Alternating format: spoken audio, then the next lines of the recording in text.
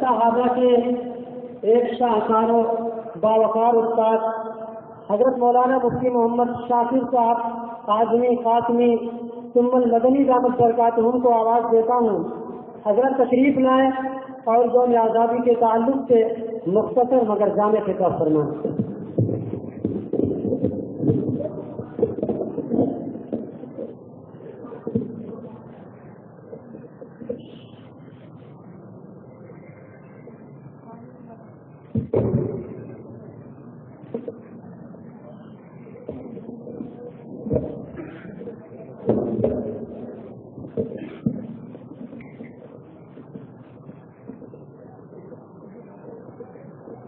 درجہ عربی منظوم اور عربی سسن کے منتخب طلبہ جو ہیں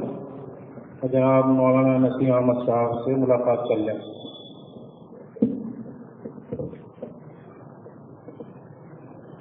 الحمد لله نحمده ونستعينه ونستغفره ونؤمن به ونتوكل عليه ونعوذ بالله من شرور أنفسنا ومن سيئات أعمالنا. من يهده الله فلا مضل له ومن يضلله فلا هادي له ونشهد أن لا إله إلا الله وحده لا شريك له ونشهد أن سيدنا ومولانا محمدا عبده ورسوله صلى الله تعالى عليه وعلى آله وأصحابه وبارك وسلم تسليما كثيرا كثيرا. أما بعد فأعوذ بالله من الشيطان الرجيم. بسم الله الرحمن الرحيم. وقل رب ادخلني مدخل صدق وأخرجني مخرج صدق واجعل لي من لدنك سلطانا نصيرا. وفيما رواه الترمذي بإسناده عن ابن عباس رضي الله تعالى عنهما قال رسول الله صلى الله عليه وسلم لمكة ما أطيبك من بلد وما أحبك إلي لولا أن قومي أخرجوني منك ما سكنت غيرك أو كما قال عليه الصلاة والسلام. حضرات علماء کرام، مدرسہ اسلامیہ عربیہ بیت العلوم سرائے کے نوشگفتہ پھولوں، طلباء عزیز، ابھی آپ حضرات کے سامنے حضرت مولانا محبوب عالم صاحب قاسمی دامت برکاتہم نے نہایت ہی شاندار اور جامع خطاب فرمایا. ہر اچھی چیز کے بعد ایک مسئلہ مشہور ہے کہ ایسی چیز کر دینی چاہیے تاکہ وہ نظر بد سے محفوظ رہے. مولانا کے خطاب میں کوئی نظر بد نہ لگے، اس لیے مجھے اسٹیج پر بیٹھایا گیا. ظاہر ہے کہ میری جو حیثیت ہے اس سے میں بھی واقف ہوں، آپ بھی واقف ہیں، اس لیے اس حوالے سے کچھ زیادہ گفتگو کرنے کی ضرورت نہیں. آپ حضرات واقف ہیں کہ ہم اور آپ یہاں آج جو جمع ہیں یہ اپنے ملک کی آزادی کی تقریب 15 اگست کی خوشی میں جمع ہے، اور ہمارے مدرسے کا یہ ضابطہ چلا رہا ہے کہ 15 اگست اور 26 جنوری کو اس طرح کی تقریب منعقد کی جاتی رہی ہے. اس سے پہلے مدرسہ کے سابق ناظم اعلیٰ سرپرست مدرسہ اس مدرسے کے ذرے ذرے کو بام عروج تک پہنچانے کی ہر وقت قرم میں رہنے والے اور ہر ایک کو اس کے مقام و مرتبے سے بہت آگے تک پہنچانے کی فکر میں رہنے والے محسن الامہ حضرت شیخ مفتی محمد عبداللہ صاحب نور اللہ مرقدہ وبرد مضجعہ خود ان تقریبات میں شریک ہوتے تھے، اپنے مواعظ میں حسنہ سے ہمیں مستفید فرماتے تھے. اللہ رب العزت حضرت والا کے درجات کو بلند فرمائے، ان کو اپنا مقام خاص اعلیٰ علیین میں نصیب فرمائے. اس تقریب کی مناسبت سے میں آپ حضرات کے ساتھ ساتھ ملک کے تمام باشندوں کو یوم آزادی کی مبارکباد پیش کرتا ہوں۔ حضرات، ایک بات آپ حضرات کے سامنے تاریخ کے حوالے سے یہ بیان کرنا چاہتا ہوں کہ ہندوستان میں ہمارا وجود کب سے ہے۔ اگر تاریخ کے صفحات کو اٹھا جائے تو 8ویں صدی عیسوی میں جب ہندوستان کی سرزمین ظلم و ستم سے کرا رہی تھی، یہاں کے باشندے، یہاں کے کمزور قسم کے لوگ اپنے سے طاقتور کے ظلم و ستم کو سہ رہے تھے، تو ایسے وقت میں ہندوستان کے باشندوں کو برابری کا حق دلانے کے لیے اللہ رب العزت نے 711 عیسوی میں محمد بن قاسم کو ہندوستان میں بھیجا، اور انہوں نے یہاں کی سرزمین کی اور یہاں کی دھرتی کے بہت سے حصوں کو فتح کرنے کے ساتھ ساتھ ہندوستان کے باشندوں کے دلوں کو بھی فتح کیا۔ لیکن جب خلافت دمشق کے تخت پر بیٹھنے والا خودسر بادشاہ سلیمان اپنے ذاتی مفاد کی وجہ سے، اپنی ذاتی دشمنی کی وجہ سے محمد بن قاسم اور ان کے ساتھیوں کو ہندوستان سے واپس بلا کر انہیں قید و بند اور موت کے گھاٹ اتار دیا، تو ہندوستان میں مسلمانوں کی ترقی کچھ دنوں کے لیے رک گئی۔ اس کے بعد 300 سال کے بعد 944 سے سن 1024 تک پھر محمود غزنوی اور سلطین وغیرہ کے ذریعے ہندوستان میں اسلام کا جھنڈا بلند ہوا۔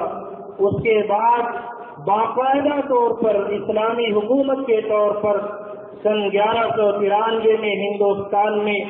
محمود غزنوی کے ذریعے اسلامی حکومت قائم ہوتی ہے، اور سن 1225 عیسوی میں بابر مغل بادشاہ نے مغل حکومت کی بنیاد رکھی۔ بابر بادشاہ کے بعد یگے بادیگرے، ہمایوں، اکبر، جہانگیر، شاہجہاں اور عالمگیر، ان حضرات نے ہندوستان میں حکومت کی اور اپنے کارنامے نمایاں کی وجہ سے تاریخ کے صفحات میں آج تک محفوظ ہیں۔ لیکن ان لوگوں میں سب سے آخری بادشاہ اورنگزیب عالمگیر تھے، جن کا انتقال سن 1707 عیسوی میں ہوتا ہے، اور اس کے بعد سے ہندوستان میں مغل حکومت کا چراغ بجھنے کے قریب ہو جاتا ہے۔ میں نے آپ حضرات کے سامنے سن 711 سے سن 1707 کی تاریخ پیش کی۔ اب ذرا اور پیچھے آئے کہ سن 1498 ہجری میں جب واسکو ڈی گاما کے ذریعے پرتگال سے ہندوستان کی سرزمین پر باہر کے لوگ یہاں تجارت کی غرض سے آتے ہیں، یہاں کا ماحول دیکھنے کی غرض سے آتے ہیں، تو یہاں کے باشندوں کے وہم و گمان میں بھی یہ بات نہیں تھی کہ یہ لوگ یہاں کی دولت کو کمانے کے ساتھ ساتھ یہاں کے باشندوں کو اپنا غلام بنائیں گے، یہاں کے باشندوں پر ظلم و ستم ڈھائیں گے۔ اس کے بعد سن 1601 عیسوی میں انگریزوں کا پہلا قافلہ باقاعدہ ہندوستان میں آتا ہے، اور آپسی چندہ کرنے کے بعد اس وقت 300 پاؤنڈ جمع کر کے ایسٹ انڈیا کمپنی کی بنیاد ڈالی جاتی ہے، اور وہ دھیرے دھیرے ہندوستان میں مغل بادشاہوں کی کمزوری کا فائدہ اٹھاتے ہوئے اپنے ہاتھ پیر کو بڑھاتے ہیں، اور دھیرے دھیرے وہ اپنا اثر و رسوخ حکومتی پیمانے پر زیادہ سے زیادہ کرنے کی کوشش کرتے ہیں، یہاں تک کہ سن 1701 تک ہندوستان کے کئی چھوٹے بڑے علاقوں میں انگریزوں کی حکومت قائم ہو چکی تھی۔ لیکن اس وقت جب ان کی یہ حکومت قائم ہوئی، ہندوستان کے تمام برادران وطن ان کی سازشوں سے، ان کی چالوں سے یکسر ناواقف تھے، لیکن جن کے دلوں میں اللہ کی تعلیمات ہو، سنت نبوی کی جس کے دل میں تعلیم ہو، وہ وقت سے پہلے حالات کو سمجھ جاتے ہیں۔ حدیث پاک میں فرمایا گیا کہ میری شریف کی روایت ہے، اتقوا فراسة المؤمن فإنه ينظر بنور الله، مسلمان کی ہوشیاری سے، اس کی سمجھداری سے ڈرتے رہو، اس لیے کہ اللہ نے اسے اپنا نور عنایت فرمایا ہے، وقت سے بہت پہلے وہ حالات کو سمجھ لیتا ہے۔ چنانچہ سن 1702 عیسوی میں ہندوستان کی سرزمین پر محدث ہند मुस्लिमुल हिंद हज़रत शाह वलीउल्लाह मुहद्दिस देहलवी रहमतुल्लाह अलैह आँख खोलते हैं और जब सिल्ले शऊर को पहुँचते हैं तो अंग्रेजों की चाल को भाग जाते हैं और उनके इरादे को समझ जाते हैं। अपने जमाने के बादशाहों को हालात की संगीनी से वाकिफ कराना चाहते हैं, लेकिन वो लोग आपसी चपकड़िश की वजह से, आपसी रस्साकशी की वजह से इस तरफ तवज्जो नहीं देते और अंग्रेज धीरे धीरे हिंदुस्तान के अंदर अपने असर और रसूख को बढ़ाते रहते हैं। उसके बाद आपके साहिबजादे शाह मुहद्दिस अब्दुल अजीज देहलवी रहमतुल्लाह अलैह ने जिहाद का फतवा बुलंद किया और उनके बाद बहुत से उलमाए किराम ने आपके साथ हिंदुस्तान की सरजमीन पर जब जुल्म और सितम बढ़ चुका था, लेकिन उस जुल्म और सितम से बहुत पहले उन लोगों ने इनके हालात को जान लिया, भांप लिया और परख लिया जो मदरसों की चहार दीवारी में चटाइयों पर बैठकर क़ाल अल्लाह व क़ाल रसूल की सदा बुलंद करने वाले थे। सन 1601 में अंग्रेज आते हैं और सन 1857 तक, मैं तारीख को बहुत मुख्तसर करना चाह रहा हूँ इसलिए कि वक्त बहुत तेजी से खत्म हो रहा है। सन 1601 से सन 1857 तक हिंदुस्तान के मुसलमानों ने बतौर खास उलमाए किराम ने अंग्रेजों का मुकाबला किया। अंग्रेजों से मुकाबला करने के लिए मुसलमानों के अंदर तरह तरह से बेदारी करने के लिए तरह तरह के प्रोग्राम किए गए। अंग्रेजों की चालों से मुसलमानों को वाकिफ कराया गया, लेकिन उस वक्त तक बिरादरान वतन हमारे साथ नहीं थे। मैं ये तारीख अपनी तारीख पर रोने के लिए नहीं बता रहा हूँ, मैं बिरादरान वतन से भीख मांगने के लिए नहीं सुना रहा हूँ, बल्कि ये बात मैं इसलिए आप हज़रात को गोश गुजार कराना चाहता हूँ कि इस मुल्क में हम किरायादार नहीं,